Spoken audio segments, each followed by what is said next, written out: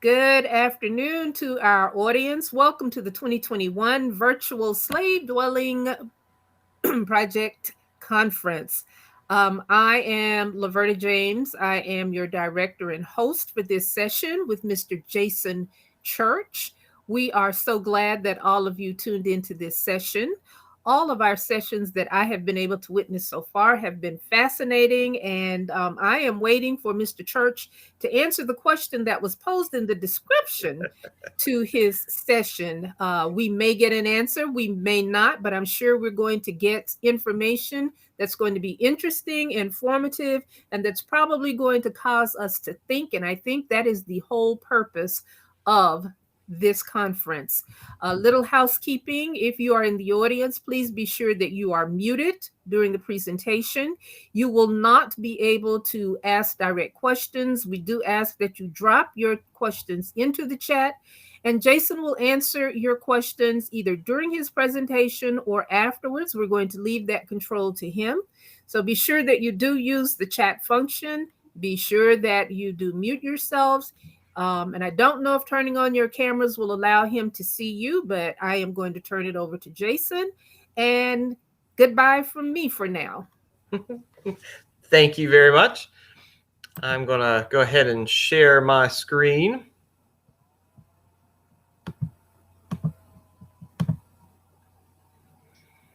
All right. Hopefully everyone can see that.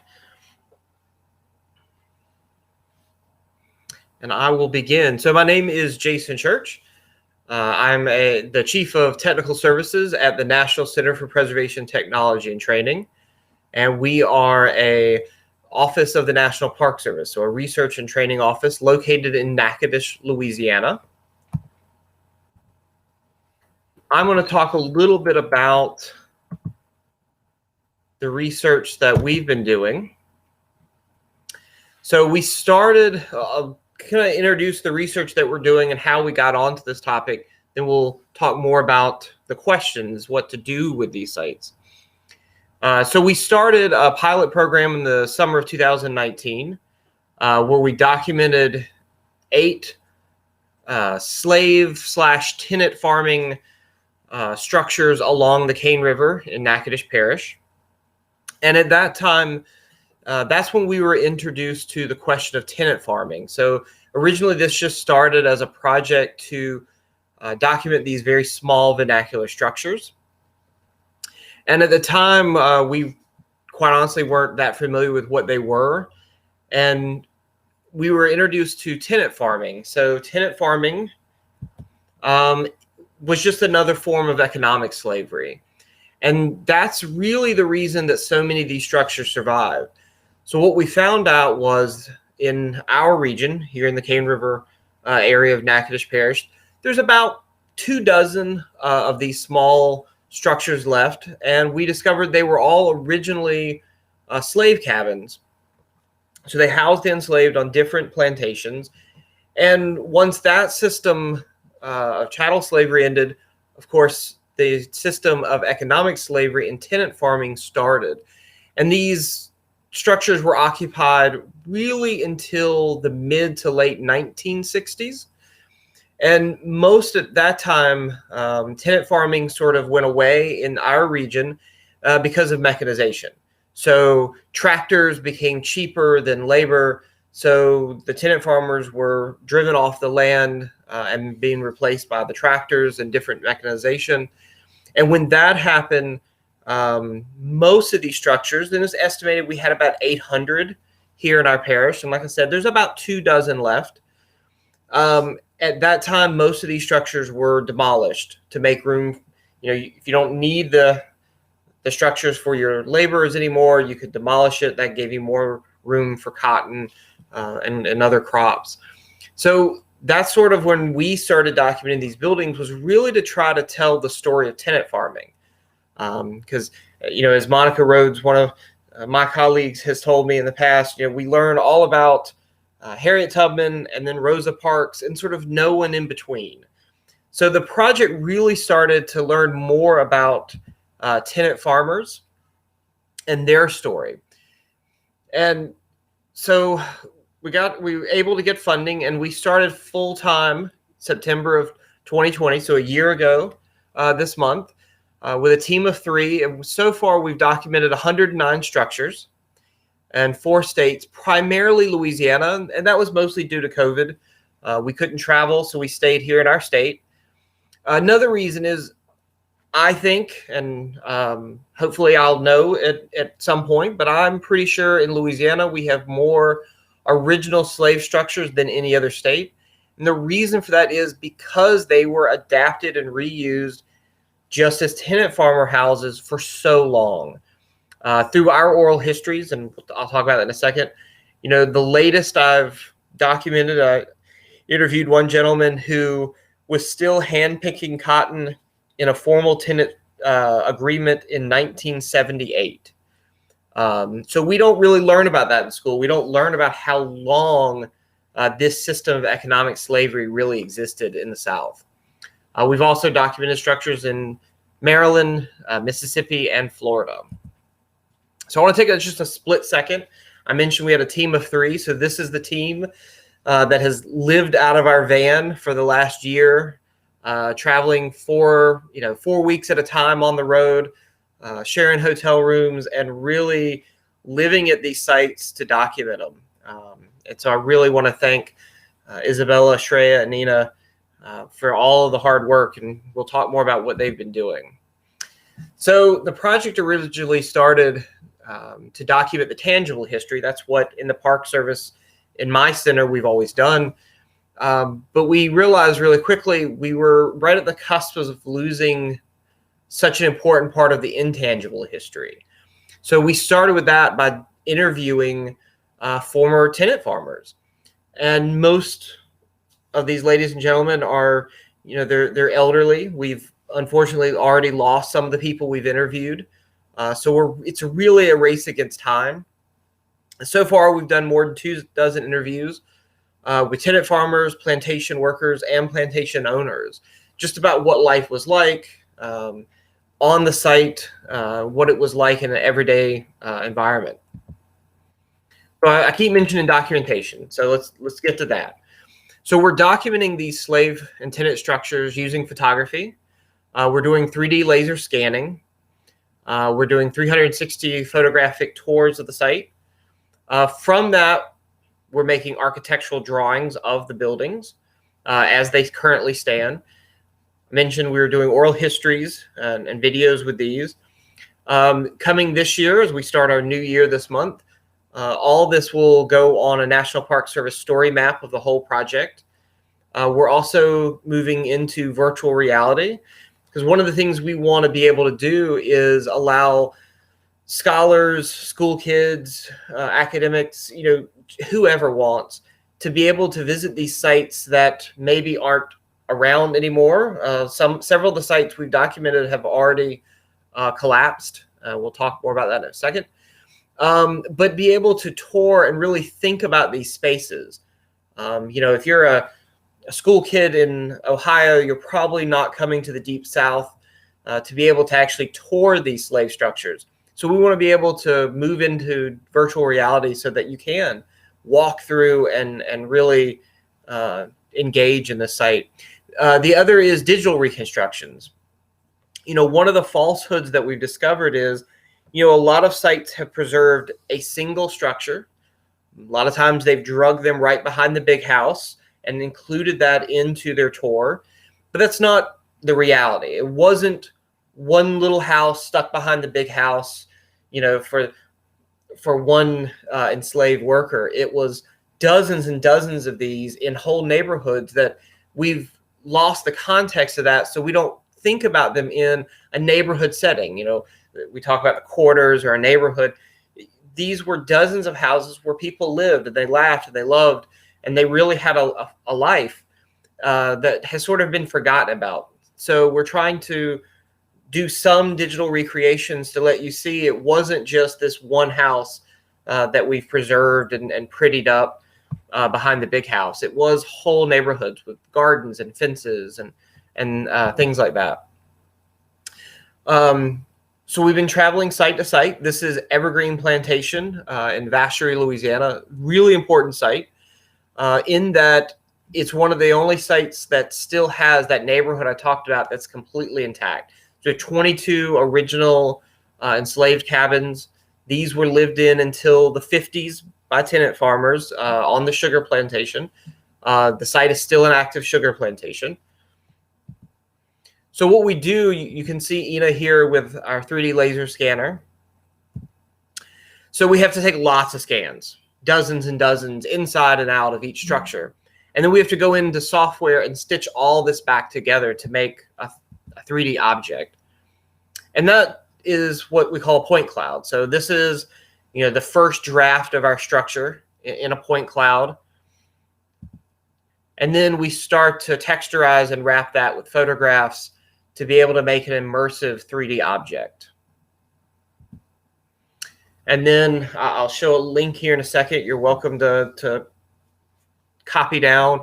Then we make a 3D walkthrough. So we actually go through the software and we walk through the cabin so that you're able to see inside and out how it was constructed, how it is currently for all of the sites that we've done.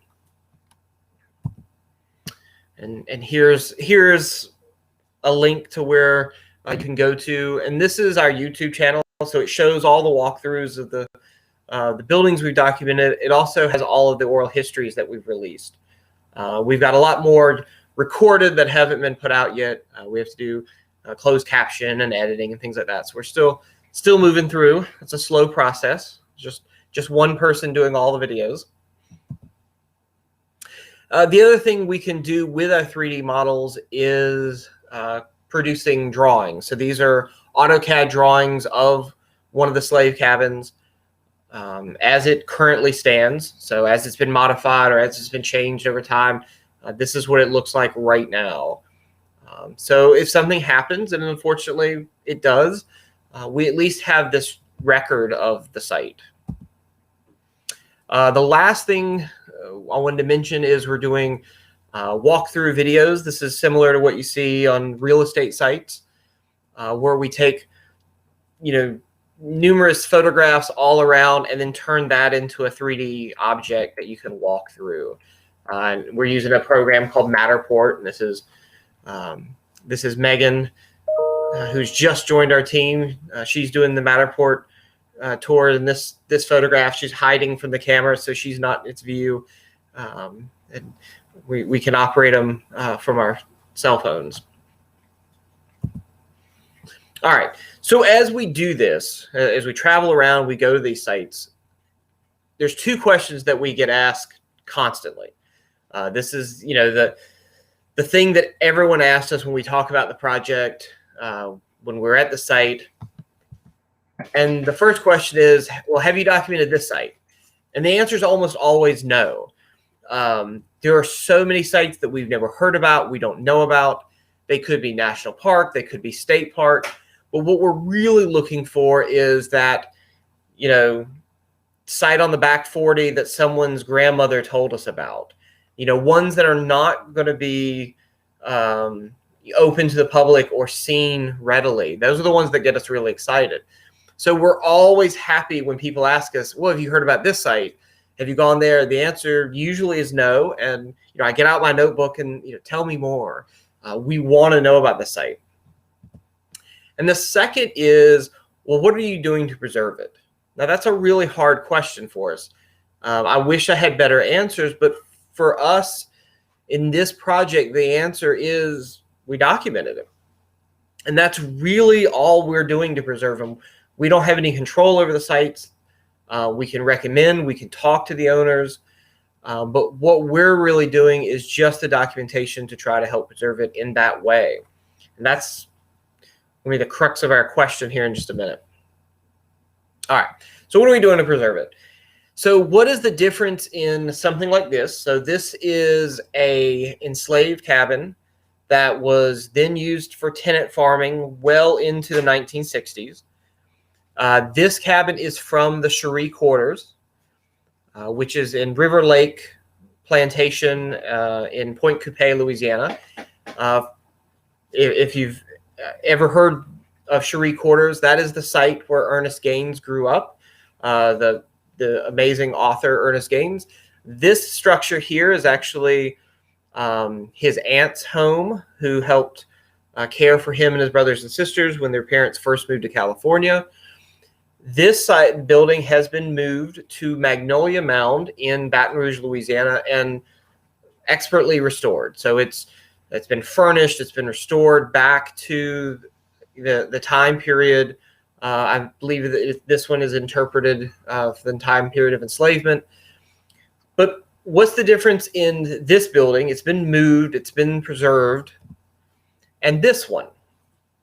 Now you have to use your imagination and really look through the trees, and you can see a very familiar roof line with a center chimney. This is its neighbor, still in the Cherie quarters. This is the last building still standing at Cherie quarters.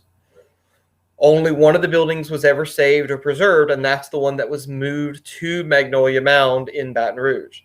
So again, it's been moved a long distance, it's been restored, but what do we do with this?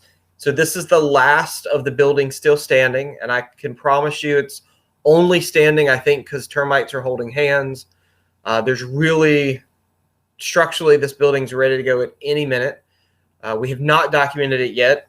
We hopefully will do it this winter when the vegetation is at its least. So what's the judgment call? Why, what can we do to try to save this one as well? Now, for us in our project, digitally, we're trying to recreate Cherie quarters. We have drawings done by Ernest Gaines of where the houses were, how many there were, and even who lived in them during his time period.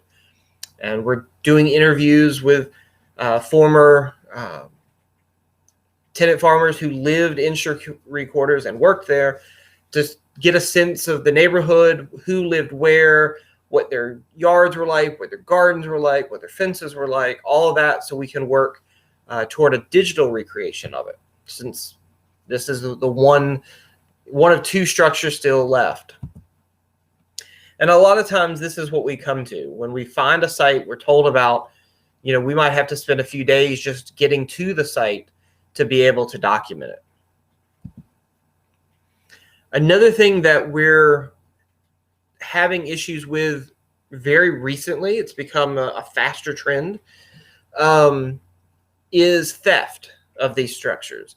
So this is an example. This is not, it was later used as a home for tenant farmers, but originally this is the jail of the Calhoun plantation in what became Colfax, Louisiana, famous for the Colfax, or infamous, I guess, for the Colfax massacre. So this is one of the last structures from the Calhoun plantation. We wanted to document it because of that history, this last tangible bit to the Colfax massacre. So the upper photograph was taken in late February. Building completely intact still, interior still there.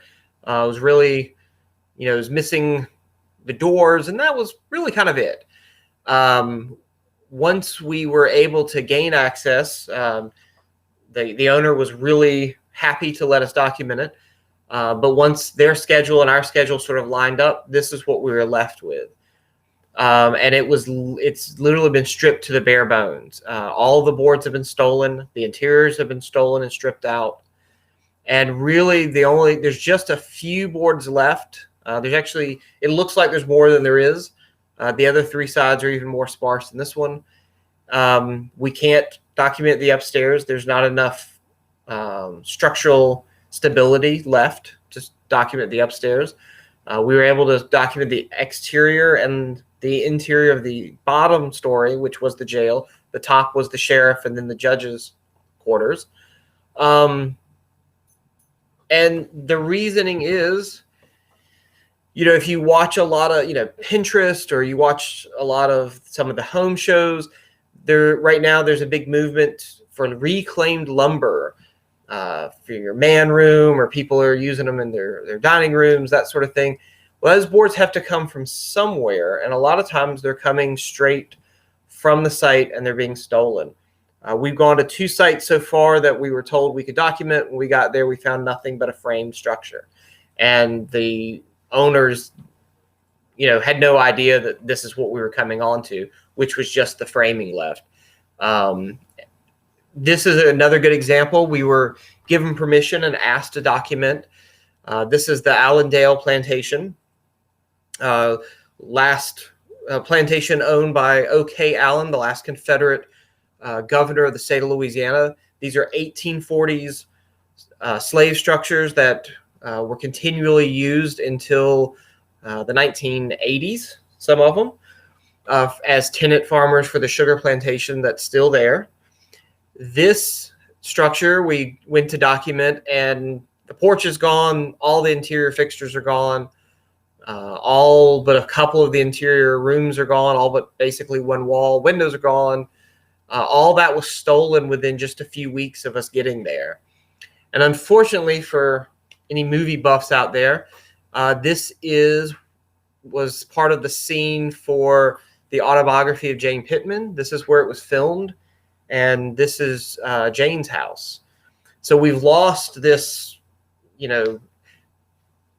tangible link to Ernest Gaines, to Cicely Tyson, to the movie, to the plantation. All of this has been stolen and probably repurposed into someone's, dining room wall or kitchen wall, for all we know.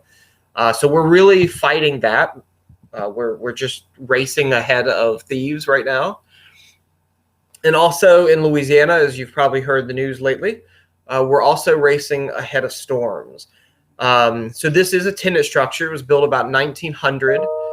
So shotgun style in the Laurel Valley plantation of Thibodaux, the site of the Thibodaux massacre, an early labor strike massacre of black tenant farmers. So we were able to document the site inside and out, full 3D modeling of it before Ida hit. And this is what's left of it after Ida. This is another site, a very famous one. I won't mention where for their protection right now, but these were two we were asked to document. We were able to document a few of the buildings at the site in June. And then for project reasons, we were delayed and we're supposed to return next month. But unfortunately, that is the site after Ida. So we just missed it. We weren't able to document the site. Those structures are gone. And, these are original, again, 1840s, enslaved houses that, we've lost completely. So back to the question. What do we do with the structures? So this is an example. This is one that was a enslaved structure that was then used as a tenant farming house and was used until the late 1960s by the last cook of the plantation. So they still call it Rose's house. And we were able to document it before it collapsed. But, we want to save these buildings, but the real question is, how do we save them and what becomes of them? So as the architectural conservator Andy Farrell is famous for saying, all buildings have to work for a living. The reality when we talk to these homeowners, we talk to the landowners about saving these structures. We always talk to them about, well, what's the history? What's the future for this building that we're documenting? Almost everyone has looked at us and said, I have no idea. I'm just glad you're here to document it before it falls down. We have no plans for this building. These are very small. Most of them never had electricity. Almost none of the ones we've documented ever had plumbing. So what do they do with these structures? If they save them, to what end? How much money can they pour into them? Where's the money going to come from? And even once they put the money in to stabilize or to even restore the building, what is it used for then? Is it just stays in the back property? A lot of the structures, this one included, that we've documented, there are no roads that go to it. We've taken four-wheelers, we've walked.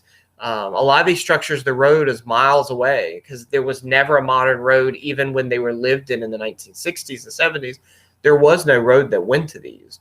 There's no driveway or streetscape for most of these properties.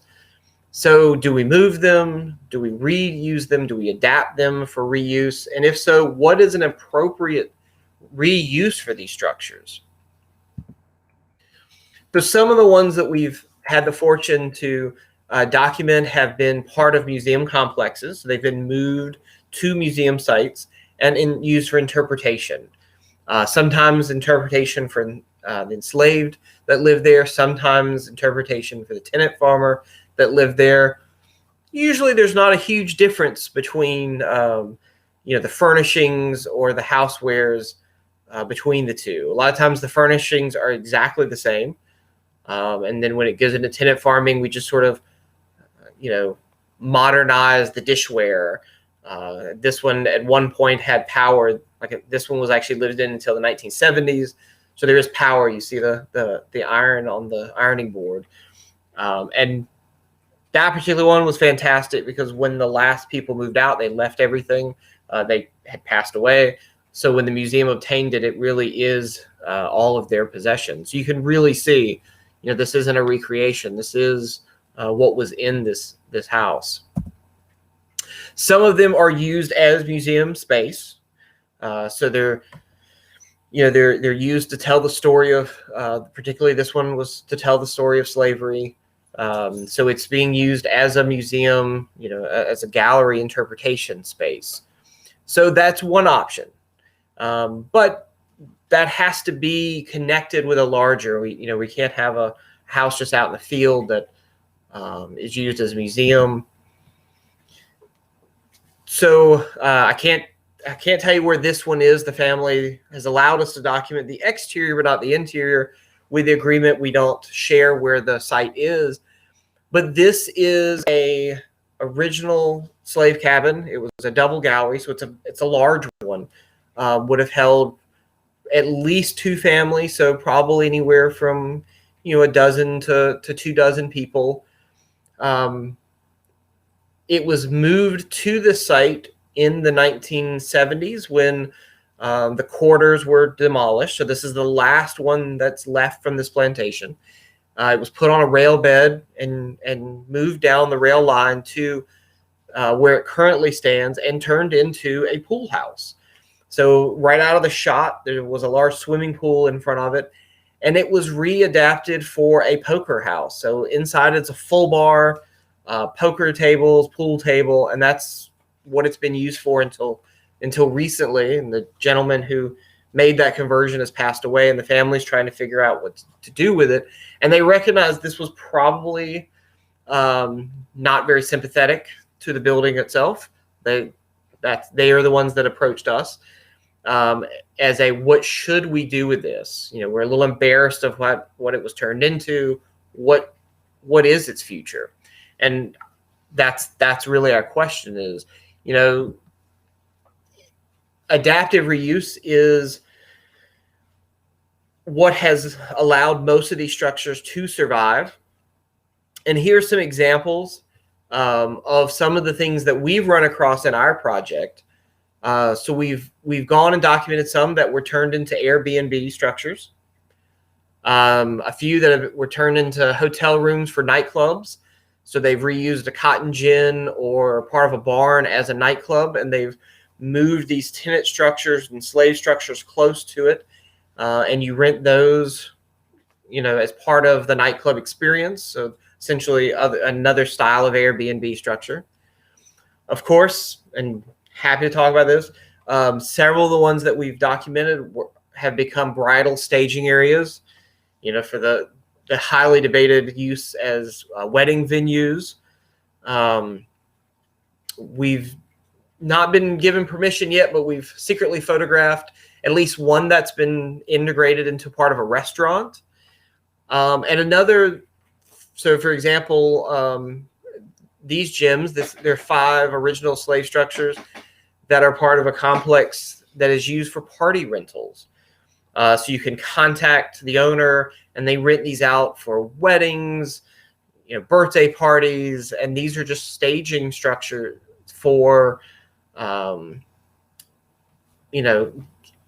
parties and gatherings. So probably not, the most sympathetic. These were houses of the enslaved, and these were sites of, horrific events and horrific periods of time. 100 years worth or 200 years worth, some of these. But the question remains is we have to do something with them, or we'll lose them. And there'll be no, if completely left to the weather, these won't last much longer. There's very few of them left now. So really opening up the question, and this is really a question I wanted to have a dialogue. So I'm getting ready to wrap it up here. What do we do with these sites? Definitely some of the options that they're being used for are not the most sympathetic. So what does become an appropriate use for them?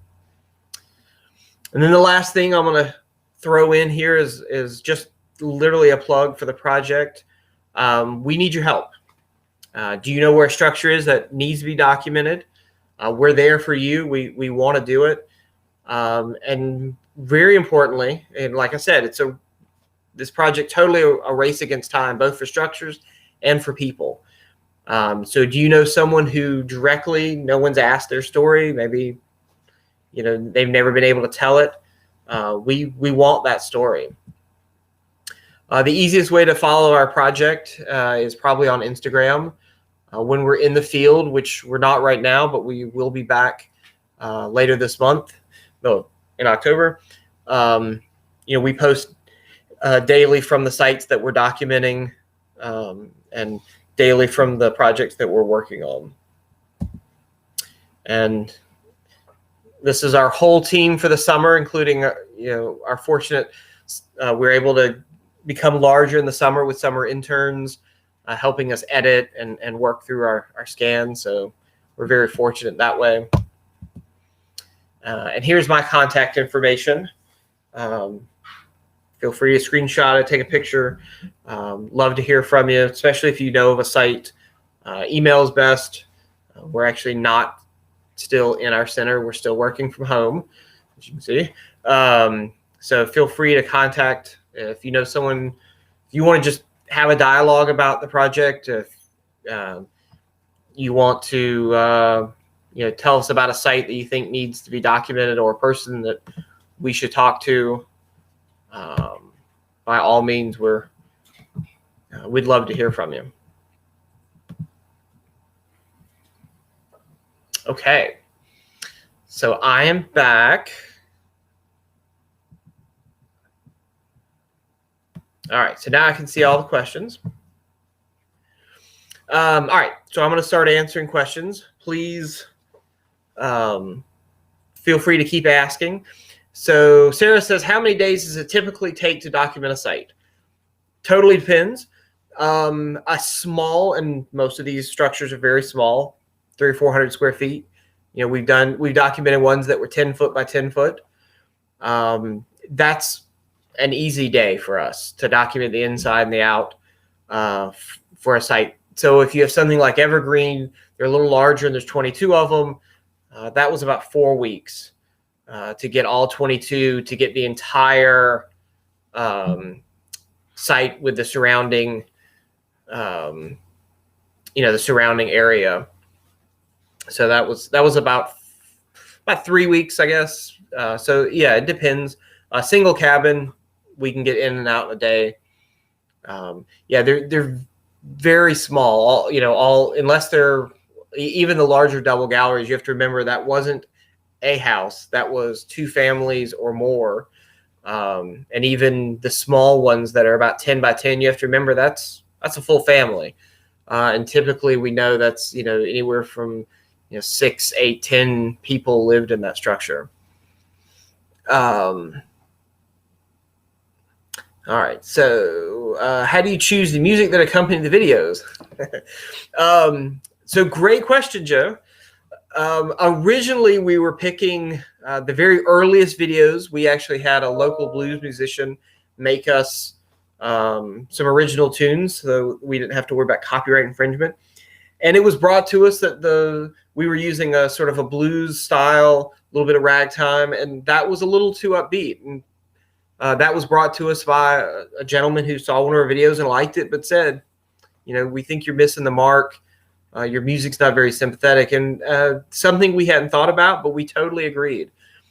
So after that, we've gone to a much more somber music, and we welcome feedback. We really, really welcome feedback. If there's something you like or you don't like, let us know. That's how we change. That's something we had thought about, but once we were approached with that, he was right. I mean, we definitely saw it as soon as it was pointed out to us. So we tried to choose a much more somber music that we think fits better the mood of the structures. Because there definitely is a feeling to these structures. That's one of the most fortunate things that we get to do. I mean, we are interacting with these buildings in a way that most people never will. We're getting to stay in them. We're going over with a fine-tooth comb. We get to crawl up in the attic. We get to crawl under them. And we're really fortunate because, we get to know the buildings, and they definitely have a feeling to them. Some of these, I won't point out any names or try to embarrass anyone, but, one of my team members on one of the first sites we worked at just burst into tears. And I was like, what's going on? And they were like, can't you feel it? This was not a happy place. There's so much sadness in that building that it was crushing to her. Yeah, I mean, it's there. And I know, Joe, I know you understand that because you've interacted so much with a lot of these structures, but yeah, there's definitely a feeling to them. All right. So how do we choose the states through documenting? Well, all the projects that we're documenting, all the sites, we have done through crowdsourcing, through social media. So we've not approached anybody to say, hey, can I document your site? We've waited for all of them to come to us. That alleviates the rejection. No one's going to reject us. They asked us. But it also, I know I don't have to convince anyone why it's important. They're coming to us because they already recognize it's important. So that's really how we're doing it. So those are just places that have, called and really said, hey, like in Florida, we only documented one site. It's a very important site. The ruins of 22 slave cabins plus the main house, and that was the Kingsley Plantation. We documented Anna's house and all the structures there. So a really important site if you don't know it. It's a national park site, but that's why we went to Florida. We went to Maryland at the request of the state of Maryland to document some of the Harriet Tubman sites, churches, cabins, things like that. Verna, the reminds me of the scenery used for Ray. Laurel Valley Plantation is the site of Ray. That's where it was filmed, even though, of course, it's supposed to be in Florida in the movie. It's really in Louisiana. And that is some of the buildings. They lost 9 buildings through Ida, and those would be the neighborhood from the movie Ray. So 9 of those buildings are now gone. Okay. How much of the extent structures are you looking for? I'm aware of digs for foundation walls. We are looking for whole buildings. We have gone and documented a couple of foundations and chimney bases for archaeologists when we were in the area. But really, we're looking for whole buildings. There's too many of them still standing that we're losing to overlook, that we're trying to just rush and try to get as many existing structures as we can. Has anyone museums approached the owners to sell them the museums or their historical value? That's a great question. Not that I know of. I don't know of any of these people, any of the owners that we've talked to who have ever been approached to sell any of their buildings. I take that back. One of the sites that we're working with, they have 9 original structures still on site, and they're all very architecturally very different. So it's a great site. They've already donated 3 of them to a museum, and I know at least one that was bought by a young couple moved and turned into a home. So the young couple completely renovated it and turned it into a home, and they put it into a modern neighborhood.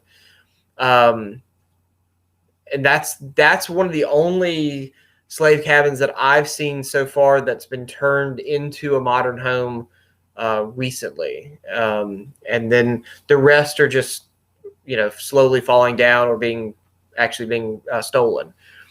But I've not talked to anyone. So that's one thing, the Smithsonian, if they were interested, we could definitely put them in touch with a lot of people who are interested in trying to save these structures.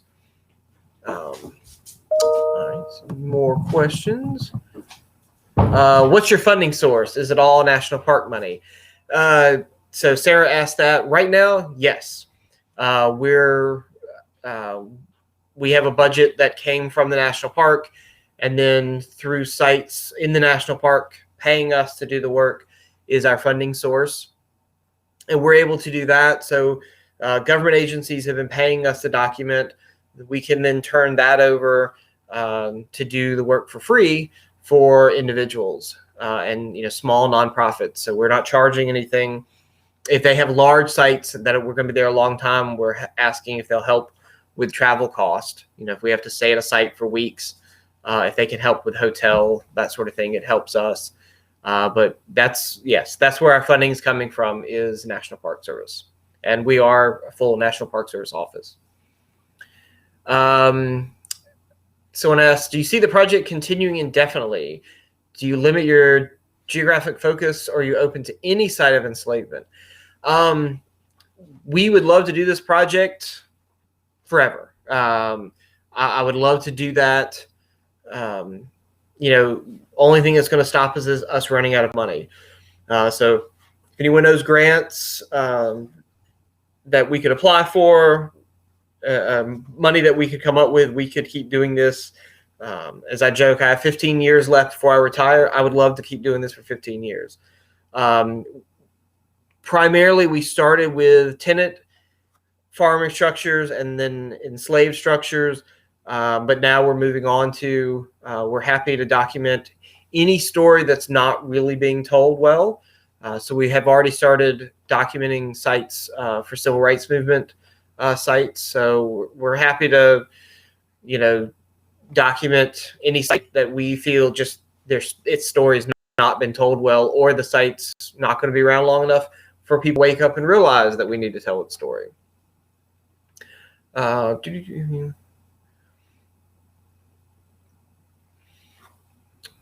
Okay, reading. How far in advance does a request need to be made? I would email us the minute you think that you're interested, because what we try to do, we can't afford to, go to this site in Tennessee, then this site in Maryland next week. So what we do is we're scheduling 2022 in batches. So we'll go to, for example, we're going to North Carolina for probably a month because we've lined up structures along the coastline, in the Piedmont, and a few in the mountains. And then we're going to Tennessee after that because we've lined up, about a dozen in Tennessee. So we're trying to get them in batches. So if you're interested, or if you know of a site, let us know as soon as you can so that we can try to work that in. Because, what we can't do is, run up to Virginia for one building. We can't afford it. So we're trying to sort of stay in the same areas as we drive. Oh, and Lorena said a family from Edisto Island donated a cabin to the Smithsonian African American. So awesome. So the big question is that I had, and I wanted to have some dialogue. So Jenna said, do you have a catalog or brochure of all the sites you've documented? We don't. We've sort of been holding out to start to move them toward MP. It'll all go on an MPS story map, but you're right. That is a good publication, might be a good revenue for funds. So hopefully this year they'll all go on an MPS National Park Service story map, so that everyone can sort of follow along where we've gone, what we're doing. that way. But yeah, one of the things I was hoping people would comment on, so please, I know we're right at the end of our time, but what do you think is an appropriate use for these structures? At some point, if nothing's done, we will lose them, and we're losing them very quickly. I don't know that some of the options that we've seen were the most appropriate, but the building survives because of it. I know, one of the big controversies that's been in the news is all of the plantations that are wedding venues. Now, personal opinion aside, probably not the best use for, a plantation site, as a wedding venue. But to play the devil's advocate, it has allowed some of these enslaved structures to survive because of that revenue is being brought in and used to renovate and restore the buildings on that site. Would they have been saved otherwise? The answer is probably not. Most of the people we've talked to who have owned plantations that have bought them just for private homes, that sort of thing, they've demolished the slave cabins, because if you only have a limited funds, is it worth dropping that money into a very small structure, or putting a roof on the house you're going to live in? So most of the time they're demolished and not saved at all. So what is an appropriate use for them that'll keep them around longer and save them? So something to think about.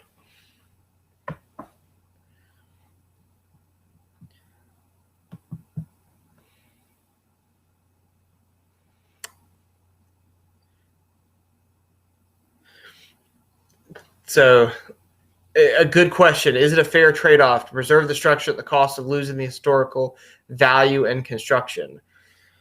That's a really good question. As a conservator, of course, what I would like to see is the building retain absolutely as much of the original fabric and the original patina condition as it can. But I also recognize, that's a building that will never have insulation. That's a building that never had plumbing or never had wiring. So how realistic is that? Can we sort of make a compromise?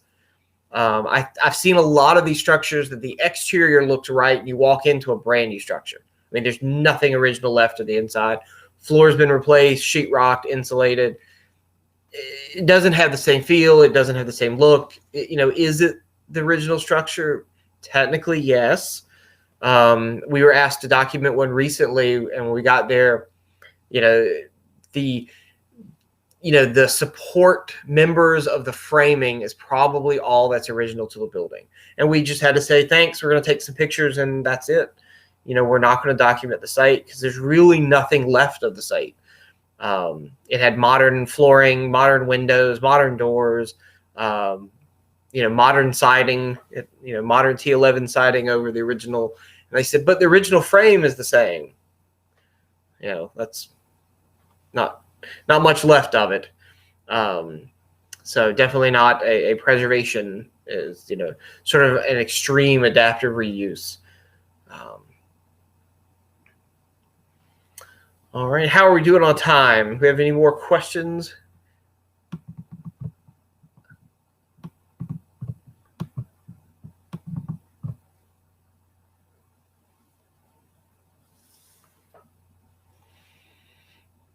Let's see. I think we're.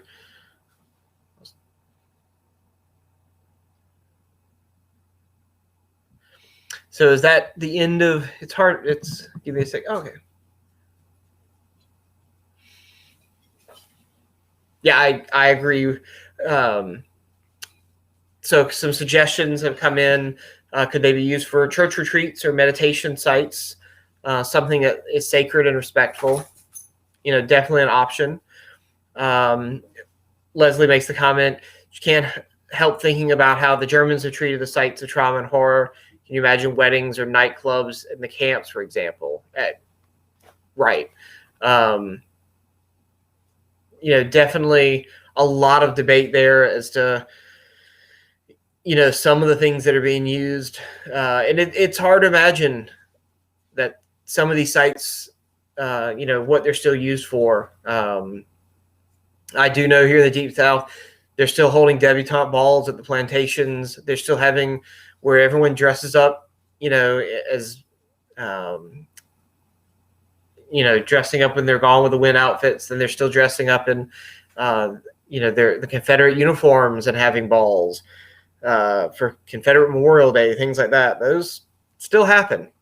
That still exists. So sometimes it's a little shocking what sort of goes on, but something to think about, and we can continue the dialogue. I know we're out of time, but something to think about. We want to see these buildings survive, other than in digital form that we're doing, which is great, and I love it, and I'm glad we're honored. We're honored to be able to do it, and we hope that people can use it and find use in it. But that's only a small part. I mean, the structure itself will be gone if we don't do anything. So we have to think about sort of that end result. What could we use these for? How could we save them?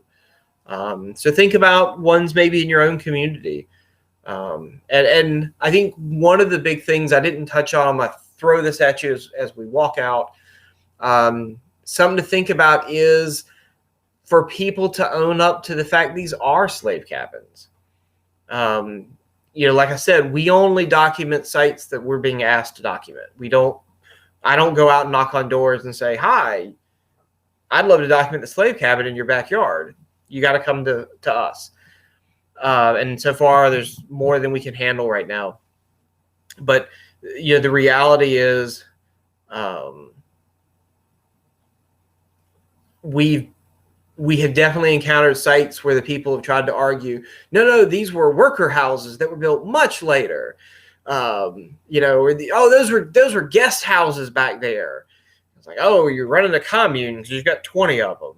Or no, these, that one wasn't a slave, but we only had one slave person here. The others were worker housing.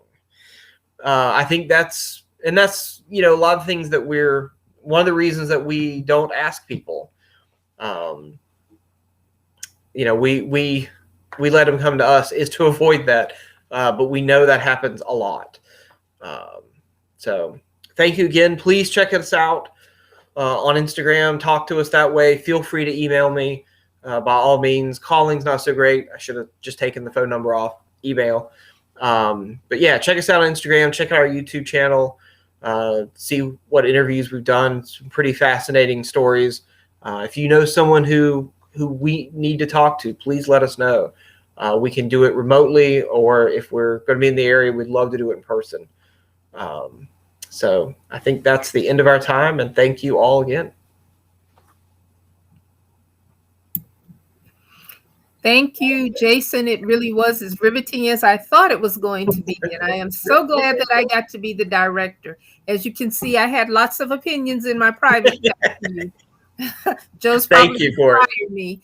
But awesome presentation. And to all of our attendees, thank you so much again for joining us for this 2021 session regarding the future for our very important slave dwellings, which is very near and dear to this particular organization, hence the name.